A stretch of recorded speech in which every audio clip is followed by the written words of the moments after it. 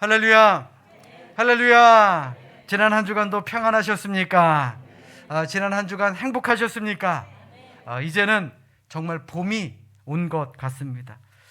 지난 겨울 참 춥고 힘들었죠. 아마도 코로나 때문에 더 힘들고 어렵지 않았나, 더 춥게 느껴지지 않았나, 그런 생각을 해보게 됩니다.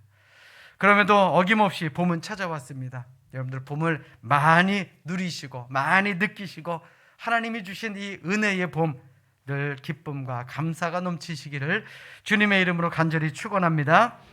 우리나라는 사계절이 정말 명확한 나라입니다. 그래서 그런지 매년 산과 들의 모습은 매 절마다, 매 절기마다 바뀌고 참으로 아름답습니다. 그리고 매년 산과 들에는 철마다 다른 풀과 열매가 자라나게 됩니다. 그래서 많은 역사학자들이 이 나라가 그렇게 전쟁이 많았어도 이 민족들이 살아남을 수 있었던 것은 이 산이라는 것, 자연이 주는 매 계절마다의 열매와 풀이 있었기 때문에 그것으로 연명하고 버티고 살았다라는 그런 이야기도 하시더라고요. 물론 사계절이 뚜렷하다라는 것이 다 좋습니까? 꼭 그렇지만은 않더라고요. 뭐가 많이 들죠? 옷값이 많이 듭니다. 뭐 어쩔 수 없는 일 아니겠습니까? 그런데 또 반대로 놓고 생각해 보면요, 멋진 옷을 매 계절마다 바꿔 입을 수 있으니 이것도 얼마나 복된 일입니까? 아멘. 모든 것은 생각하기 나름이다라는 것입니다. 어쨌든 이제 정말 봄이 찾아왔습니다. 이번 봄에는 더욱 희망이 넘치는 우리 모두가 될 수 있기를 주님의 이름으로 간절히 부탁드립니다. 그리고 더욱이 부활주의를 앞에 둔 고난주간이 시작됐습니다. 이번 고난주간 여러분들 힘드신 것 잘 알고 있습니다. 그러나 이번 한 주간만큼이라도요, 이번 한 주간만큼이라도 새벽 기도에 참석하는 우리 모두가 될 수 있기를 주님의 이름으로 부탁드립니다. 물론 너무 멀기도 하고요, 또 몸이 불편하신 분들을 위해서 온라인 새벽 예배를 병행합니다. 그럼에도 이 자리에 함께 모여서 은혜 받고 기도하는 것, 그것이 더 큰 기쁨이자 은혜 아니겠습니까? 아멘. 딱 한 주간입니다. 우리 조금만 힘냅시다. 그리고 우리 고난주간 특별 새벽 기도에 참석해서 은혜 받으시고 또 이 나라와 우리의 가정과 일터, 우리 교회를 위해서 우리 더욱더 최선을 다해 기도하시기를 주님의 이름으로 간절히 축원합니다. 자, 우리 옆에 있는 분들과 이렇게 인사합니다. 딱 한 주간만 함께 기도합시다. 물론 기도는 늘 하는 거죠. 여러분들 오해하시면 안 됩니다. 늘 기도는 하는 것이겠지만 이번 한 주간만큼이라도 함께 모여서 기도하는 것, 그것이 저는 더 큰 기적을 이루어내는 길임을 믿습니다. 여러분들도 모두가 함께 모여서 이 나라와 민족, 그리고 우리 교회, 그리고 각 가정을 위해서 기도할 때에 하나님께서 더 큰 은혜와 기적을 허락하여 주실 줄로 믿습니다. 자, 우리 옆에 있는 분들과 다시 한번 인사합니다. 함께 기도하여 기적을 만들어냅시다. 그래요. 바라기는 우리 모든 삼성교회 성도들이 이 자리, 이 새벽 이 자리에 모여서 우리 기도를 통해 고난주간이 아닌 기적주간, 고난주간이 아니라 기도하는 기적주간을 만들어낼 수 있기를 주님의 이름으로 축원합니다. 자, 우리 성경을 높이 들고 우리의 믿음을 고백합시다. 우리 성경을 높이 듭니다. 저는 예수 믿어 구원받았습니다. 저는 예수 믿어 하나님 자녀 되었습니다. 저는 예수 믿어 천국 백성 되었습니다. 하나님께서 선물로 주신 오늘 하나님 말씀으로 가르침을 받습니다. 눈을 열어 죄의 법 안에 있는 놀라운 진리를 보고 깨닫게 하소서. 아멘으로 순종하여 하나님께 영광 돌리는 삶이 되게 하소서. 아멘. 고백한 대로 사시는 여러분들 되시기를 주님의 이름으로 축원합니다. 오늘은 예수님께서 예루살렘을 향해 입성하신 날을 기념하는 종려 주일입니다. 그리고 오늘부터 시작해서 한 주간을 고난주간이라고 합니다. 그런데 이 고난주간에 여러분들에게 부탁의 말씀이 있습니다. 올해 고난주간에는요, 주님의 고난에 동참하는 마음으로 가급적 좀 좋은 말만 할 수 있기를 바랍니다. 부정적인 말, 또 불필요한 말, 이런 것보다는요, 오히려 침묵할 수 있는 그런 한 주간을 보내시기를 부탁드립니다. 그리고요, 가능한 한 하루에 한 끼, 물론 건강이 안 되시는 분들은 어쩔 수 없지만 하루에 한 끼 정도는 금식하며 좀 기도할 수 있기를 바랍니다. 주님의 고난에 동참하는 마음, 주님의 고난에 동참하는 마음으로 이 고난 주간 한 주간만이라도요 좀 경건하게 보낼 수 있기를 주님의 이름으로 부탁드립니다. 아멘. 우리가 오늘 성경의 말씀에 본 것처럼 종려주일이라는 말은요, 예수님께서 예루살렘으로 들어가실 때, 그 성 안으로 들어가실 때 사람들이 자기들의 겉옷을 길에 펴고 또 야자나무라고 하는 종려나무 가지를 베어 흔들면서 호산나 다윗의 자손이여 라고 환호성을 울리던 사실을 기념하는 그런 날입니다. 이 호산나라는 말 우리가 많이 씁니다.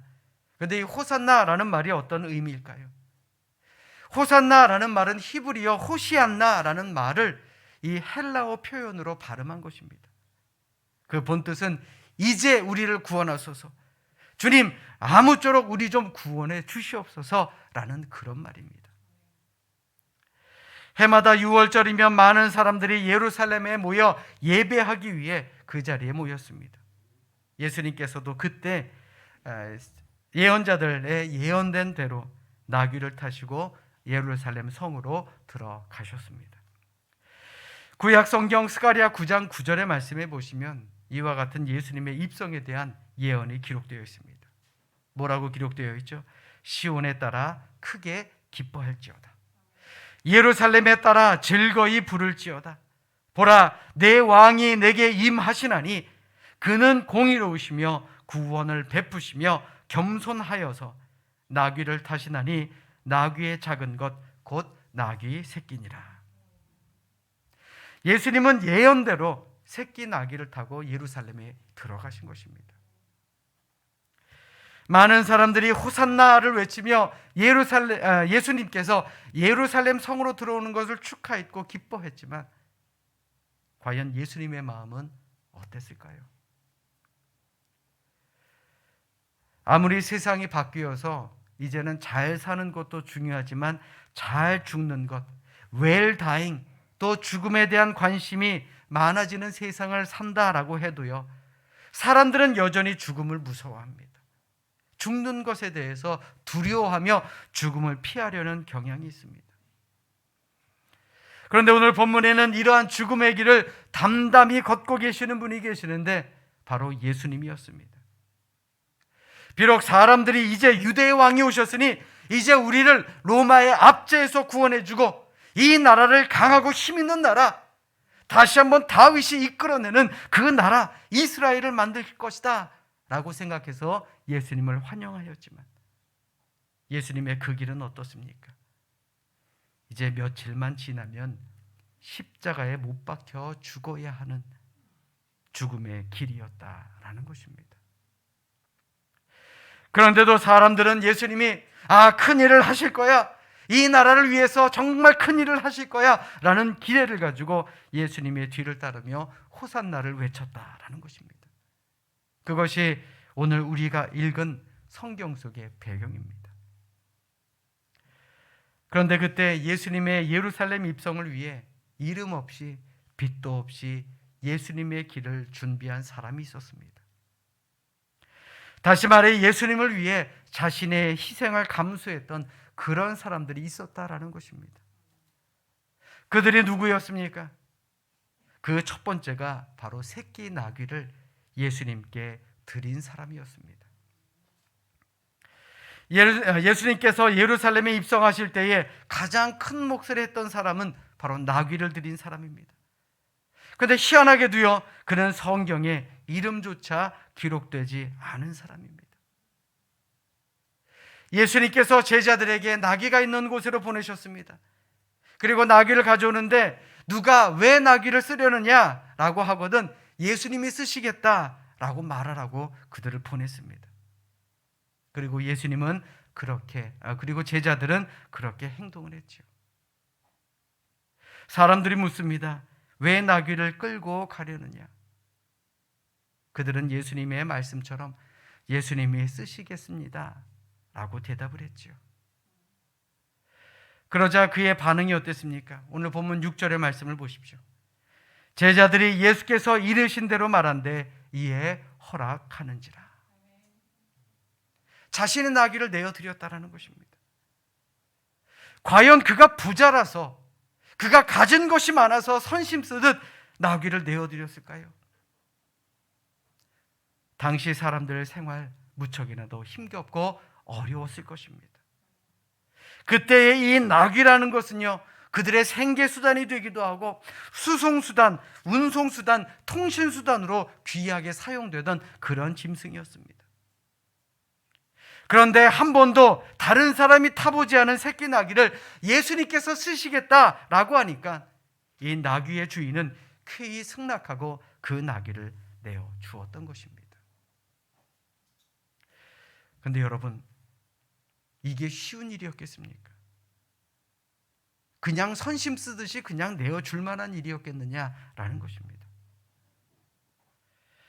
여러분 한번 생각해 보십시오. 아니, 한번 상상해 보십시오. 만약 여러분들이 처음으로 막 새 자동차를 뽑았다라고 한번 상상해 보십시오. 몇 날 며칠간을 고민하고, 야, 이 차냐 저 차냐, 정말 설레는 마음으로 차를 결정합니다. 그리고 마음을 졸이고 기다렸던 새 차가 집 앞에 도착합니다. 앞뒤로는 자랑스럽게 임시 번호판이 떡하니 달려 있습니다. 차 문을 열자 어떻습니까? 새 차 냄새가 납니다. 비닐도 안 뜯었습니다. 이렇게 멋진 차가 우리 집 앞에 도착했습니다. 그런데 어떻게 알았는지, 제가 허경재 목사가 급한 일로 집사님, 권사님, 저 차 좀 쓰겠습니다 라고 한다면, 그래서 사람을 보냈다면, 과연 여러분들 중에 선뜻 자동차 키를 줄 분이 어디 있겠습니까? 이게 이렇게 심각한 얘기든가요? 물론 우리 삼성교회 교인분들은 선뜻 내어주실 줄로 믿습니다. 근데 생각해 보세요. 제가 설마 여러분들에게 새 차를 달라고 하겠습니까? 제 차도 있는데요. 비유가 그렇다는 거죠. 사실 나귀의 주인이 예수님께 이렇듯 나귀를 내어준 건 결코 쉬운 일이 아니었습니다. 그런데 이 나귀의 주인은 어떻습니까? 예수님께서 쓰시겠다, 그 말 한마디에 자신의 재산을 내어놓았습니다. 이것이야말로 큰 결단 아니겠느냐라는 말입니다. 우리는 곧잘 이런 찬송 부르죠. 많은 교회가 봉헌 시간에 이 찬송을 많이 부릅니다. 내게 있는 모든 것을 아낌없이 바치네. 찬송가 71장입니다. 그런데 이 찬송가의 후렴구가 어떻게 됩니까? 주께 드리네, 주께 드리네. 그런데 이 찬송가의 원래 가사가 뭔지 아십니까? I surrender all. 나 모든 거 포기합니다. 그냥 내가 가지고 있는 것 중에 선심 쓰듯이 하나님께 드린다는 얘기가 아닙니다. 나 그냥 다 포기합니다. 나 완전 항복합니다. 이런 뜻입니다. 우리 스스로에게 한번 물어보십시오. 여러분들은 하나님 앞에 나의 모든 것을 포기하며 항복하며 살아가고 계십니까? 안타깝게도요, 우리의 생활은 우리의 입술의 고백과는 다를 때가 참으로 많습니다. 마음으로는 내가 모든 일에 하나님의 영광을 위해 살고 내가 빛이 되고 소금이 되고 그렇게 살아가기를 원하지만, 때로 골치 아프고 손해가 나는 일에 있어서는 슬그머니 빠지려 합니다. 나를 합리화시키고 이 정도면 할 만큼 했어 라고 말합니다. 우리는 이렇게 기도합니다. 주님, 내가 주님의 도구로 사용되어지기를 원합니다. 주님, 나를 좀 써주시옵소서. 이렇게 기도합니다. 그런데 거기다가 단서 하나를 붙이죠. 단, 내 모든 것이 좋을 땐 제가 그렇게 하도록 하겠습니다.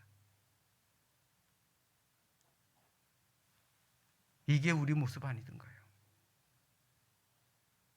이게 우리의 원래 신앙의 모습 아니겠느냐라는 말입니다.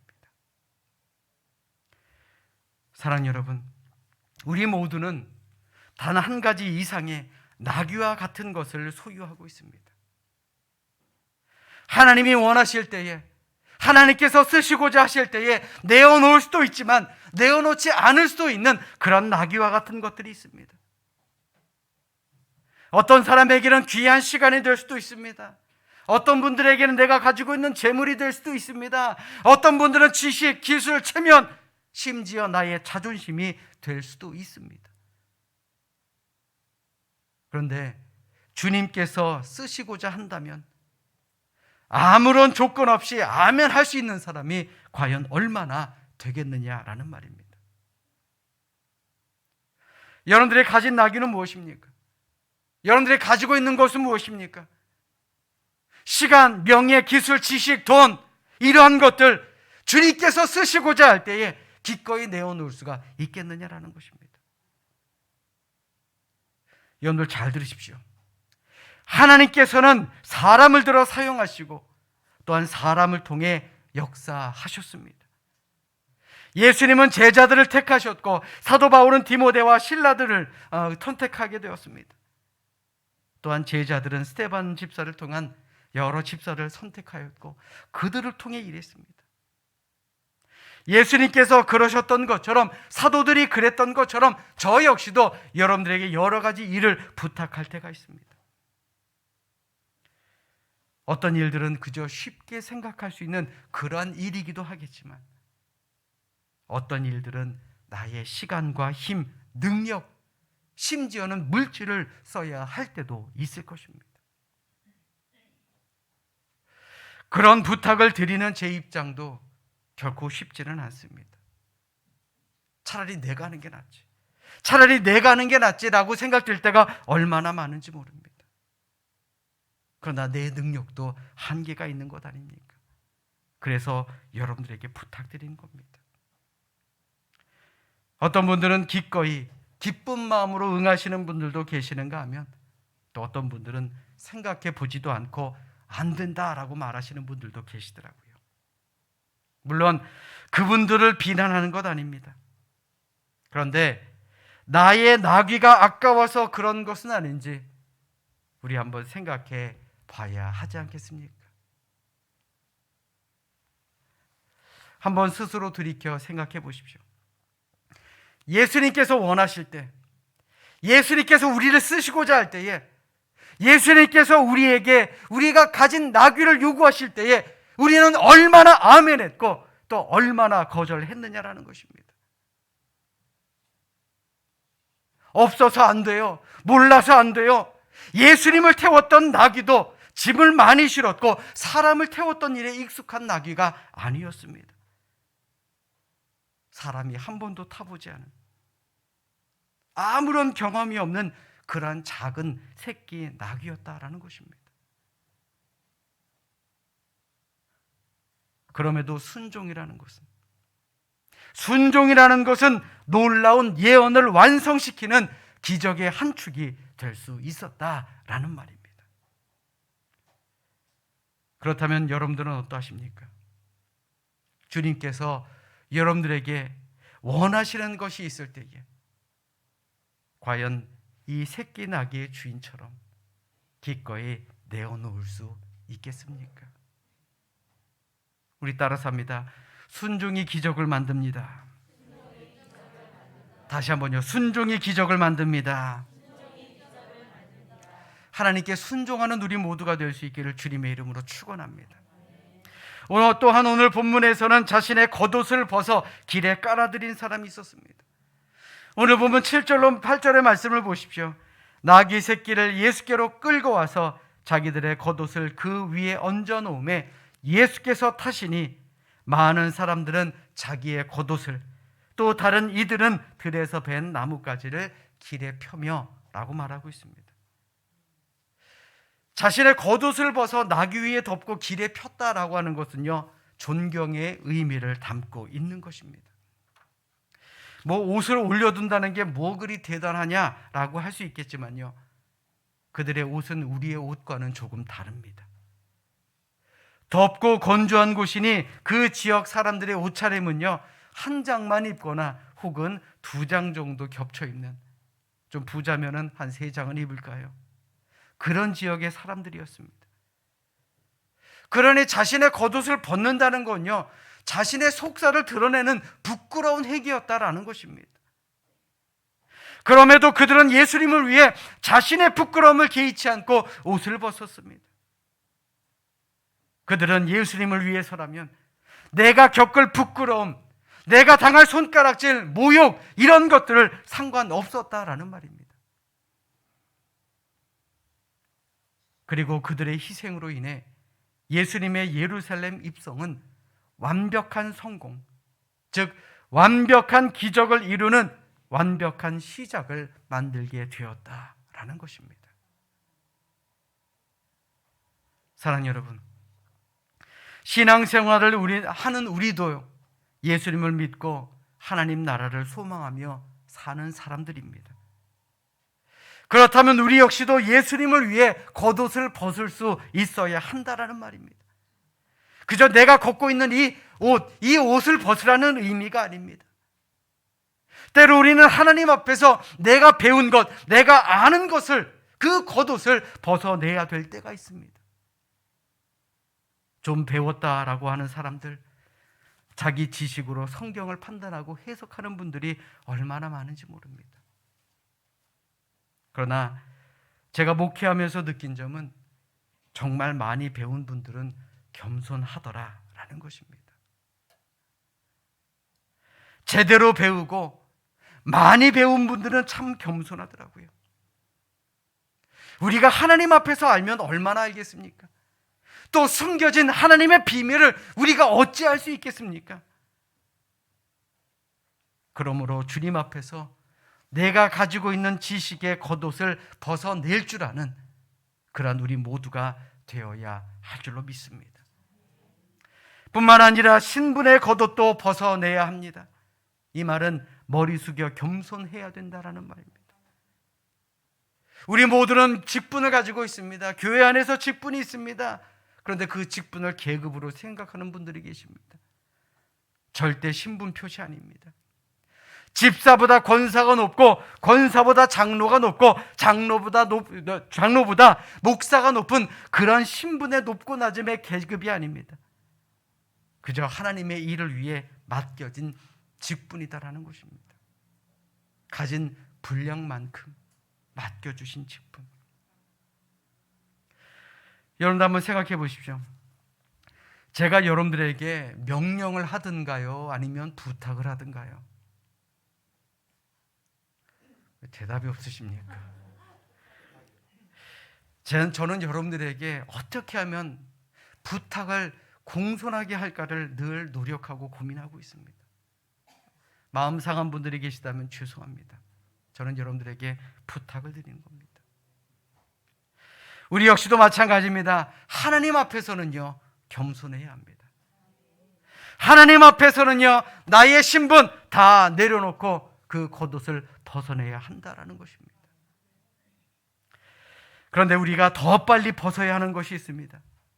그것이 무엇이냐? 바로 감정의 겉옷, 체면의 겉옷, 자존심의 겉옷입니다. 예수님 때문에 참고, 예수님 때문에 빌고, 예수님 때문에 웃을 수 있어야 한다라는 말입니다. 아멘. 우리가 이걸 진짜 못하지 않습니까? 나를 죽이는 게 그렇게 어렵다라는 것이죠. 우리의 가정에서 다툼이 있는 이유가 무엇입니까? 감정의 문제, 그것 때문 아닙니까? 사실 가정에서는 큰 일로 싸우는 일은 별로 없다라고 합니다. 집을 이사하거나 혹은 집을 구입하거나 혹은 차를 구입하거나 가정에 대소사가 있을 때는 이 부부끼리가 서로 잘 합의하고 이야기를 나누고 좋은 결론을 내려고 노력합니다. 자, 그런데 뭐 때문에 싸우게 되죠?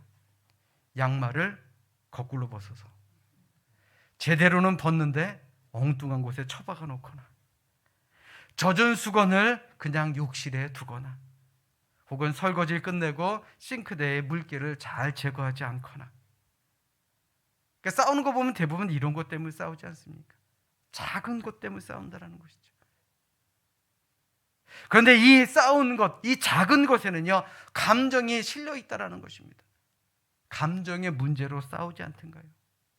그래서 우리가 빨리 이 감정의 겉옷, 체면의 겉옷, 자존심의 겉옷을 벗어내야 한다는 것입니다.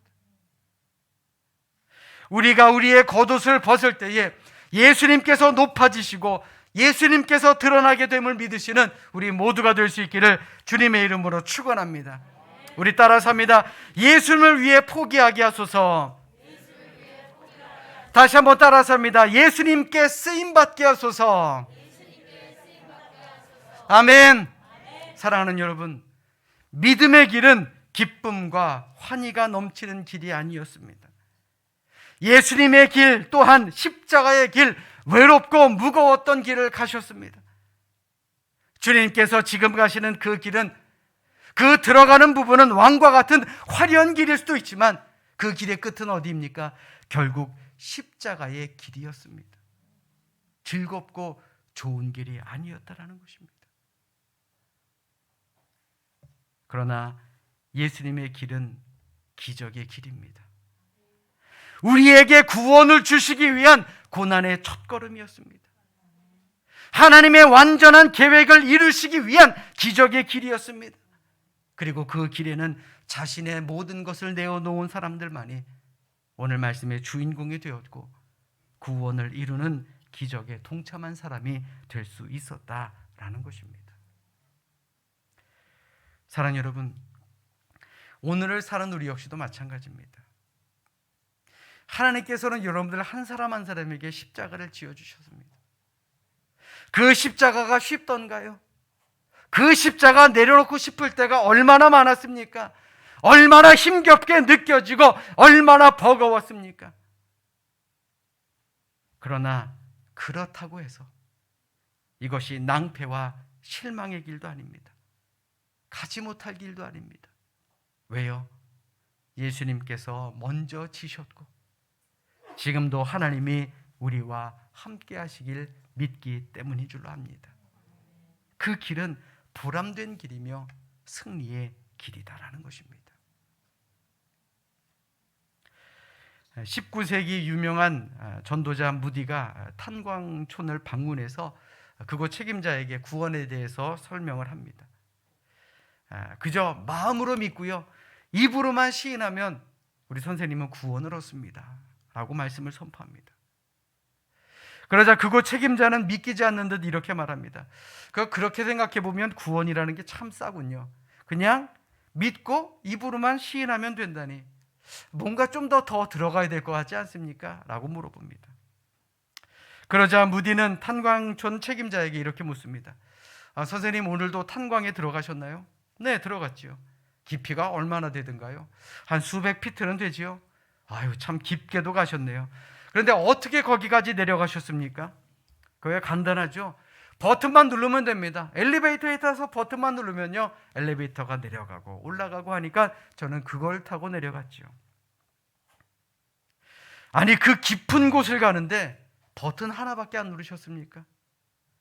그럼요. 석탄 회사가 이미 많은 돈을 들여서 승강기를 설치해 놨으니까 저는 그냥 이 승강기만 타고 버튼만 누르면 됩니다. 그러자 무디 목사님은 이렇게 말합니다. 바로 그겁니다. 선생님이 승강기를 타고 버튼만 누르면 원하는 곳으로 가듯이 하나님께서는 우리를 위해서 독생자 예수 그리스도를 십자가 위에서 대신 죽게 하셨으니 우리는 그 공로를 믿기만 하면 됩니다. 이미 십자가에 승강기를 놓으셨으니 주님의 보혈을 믿는 그 믿음의 버튼만 누르면 되는 것입니다. 사랑하는 여러분, 주님께서 우리를 구원하신 이 놀라운 은혜는요, 싼 것이 아닙니다. 우리가 너무나도 쉽게 가지기 때문에 싸다라고 생각하지만 이곳에는 고귀한 십자가에서 피 흘리신 예수님의 희생의 대가입니다. 더 이상 놀라운 기적이 어디 있겠습니까? 예수 믿고 입으로 시인하면 구원받는 것, 더 이상 놀라운 기적이 어디에 있겠느냐라는 것입니다. 고난주간이 시작되는 종려주일에 주님께서는 이렇게 우리에게 물으십니다. 나는 너를 위해 몸을 버려 피 흘렸고 십자가의 고난을 당했고 너희들이 영원히 살 길을 열어주었는데 너희들은 나를 위해 무엇을 주려느냐? 오늘 주님이 여러분들에게 물어보신다면 과연 여러분들은 무엇이라 대답하시겠습니까? 이 주님의 음성을 우리 가슴속에 깊이 간직하시고 이번 한 주 고난주간 조금은 힘겹고 버겁게 느껴진다 할지라도 우리 새벽에 함께 모여 이 나라와 민족, 우리의 가정과 일터, 그리고 우리 교회와 우리의 믿음을 위해 기도할 수 있기를 주님의 이름으로 부탁드립니다. 어느 누구도 오셔도 좋습니다. 아이에서부터 노인까지 어느 누가 오셔도 좋습니다. 이번 고난주간 다른 것 생각하지 맙시다. 온전히 주님의 고난에 동참하는 우리 모두가 되어서 그리고 복된 부활절을 기쁨으로 맞이할 수 있는 우리 모두가 될 수 있기를 주님의 이름으로 간절히 축원합니다. 축원합니다. 우리 함께 기도하겠습니다. 오늘 말씀 기억하시면서 함께 기도합니다.